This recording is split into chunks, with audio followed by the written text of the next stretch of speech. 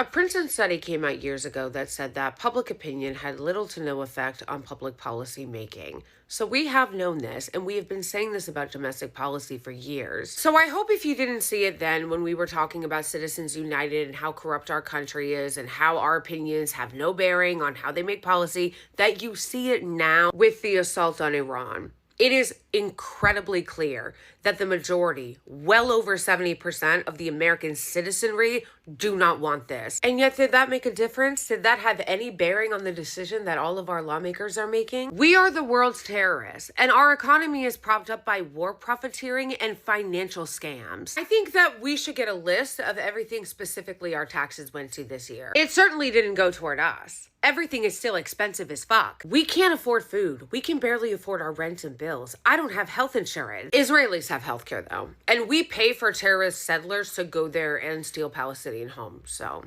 And one of the most infuriating things about this is when you hear people say, which they are saying today, oh yeah, sure, they didn't ask Congress, they didn't ask for a vote on it, but we already know that they don't listen to the law, they don't listen to the Constitution. But we have to. We have to follow the law. We have to follow the Constitution. We have to pay our taxes soon. April's right around the corner, bro, and this is what your taxes are going to. They bombed a school where they killed over 60 girls. And then there are Zionists online also saying that Iran did it themselves. It was a failed missile attack. Literally the same thing they said about Al-Shifa Hospital. Literally the same thing. And then you have the fucking nerve of the gaslighters in our media. You have Fox News, which everybody knows is just propaganda, but everybody in our media is saying it. Really doing this routine. Really doing this routine. Oh, this is about freedom. Ah, yes, this is about freedom. They're going to greet you as liberator. Right. They care about the freedom of the Iranian people.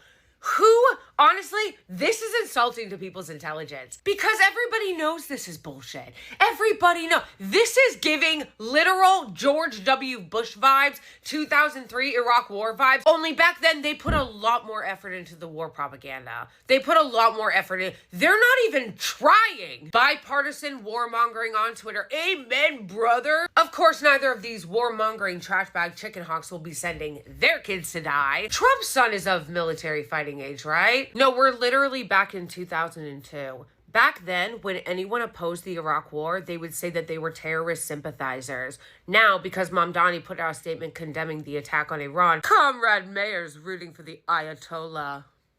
Elizabeth Warren also put out a statement feigning outrage about this, and I will remind everybody, since it was literally 2 days ago, that she gave Trump a standing ovation as he was specifically warmongering on Iran at the State of the Union. Once again, Liz, you're never beating the snake allegations. Let me ask you something. Has America gotten better, safer, more affordable, quality of life improved for the average American over the last 25 years? These disgusting, horrific regime change wars have done nothing but terrorize the world and degrade life for everyday people here.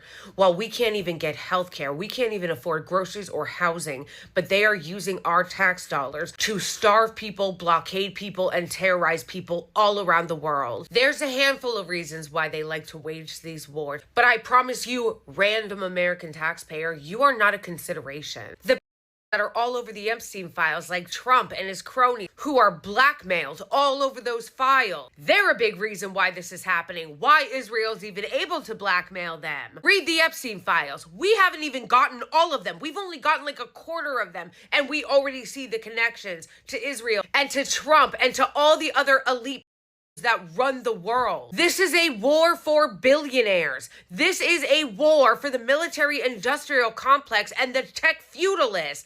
There are a lot of considerations for these rich men's war, the people that actually run the world, but you, my friend, are not a consideration. And then they say they're doing it for freedom. Not only do they not give a flying fuck about the people of Iran, like that tweet that lives rent-free in my head goes, the people that did this to Gaza want you to believe they're gravely concerned about human rights in Iran. No, what you need to understand is that these people don't believe in nation states. These people do not care about borders. This is all fucking propaganda. They don't give a fuck. You think this is about freedom? You think they care about Iran and their sovereignty? You think that they care about you? No, what you're not understanding, if you actually believe this has anything to do with protecting the American people or the Iranian people or anything, even putting aside all the Epstein files and the blackmail that they have on Trump, even putting aside Israel's role in this, and yes, they have a massive role in this, what you also need to understand is the tech oligarchs and the ruling class and the war profiteers